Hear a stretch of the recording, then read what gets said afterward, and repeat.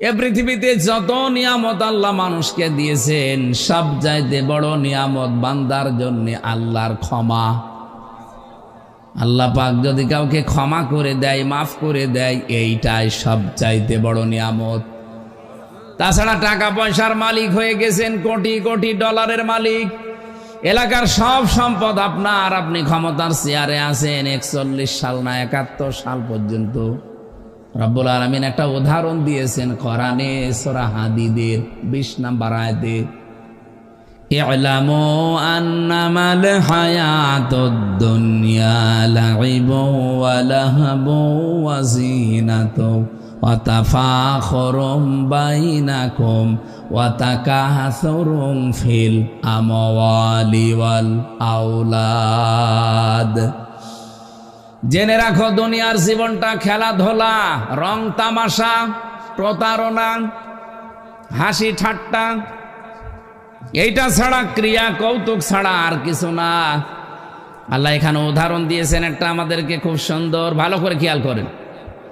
রব্বুল আলামিন বলেন, ওয়াজিনাতুম ওয়া তাফাখুরুম বাইনাকুম ওয়া তাকাসুরুম ফিল আমওয়ালি ওয়াল আওলাদ।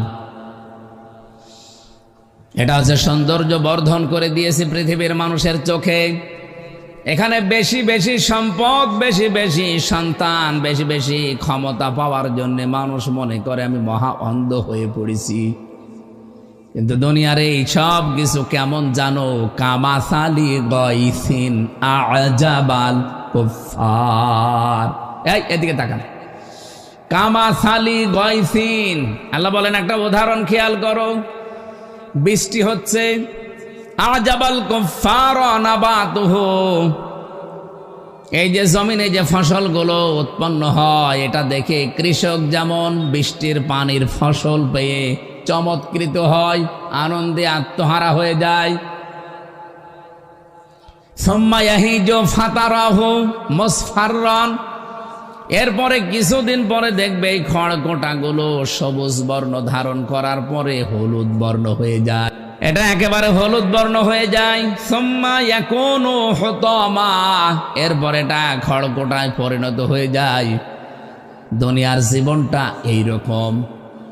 হতানা মানে একটা জাহান্নামের বর্ণনা আল্লাহ দিয়েছেন। ওমা আদরাকা মাল হুতামা নারুল্লাহিল মুকদা আল্লাতী তাত্তালিউ আলাল আফইদা।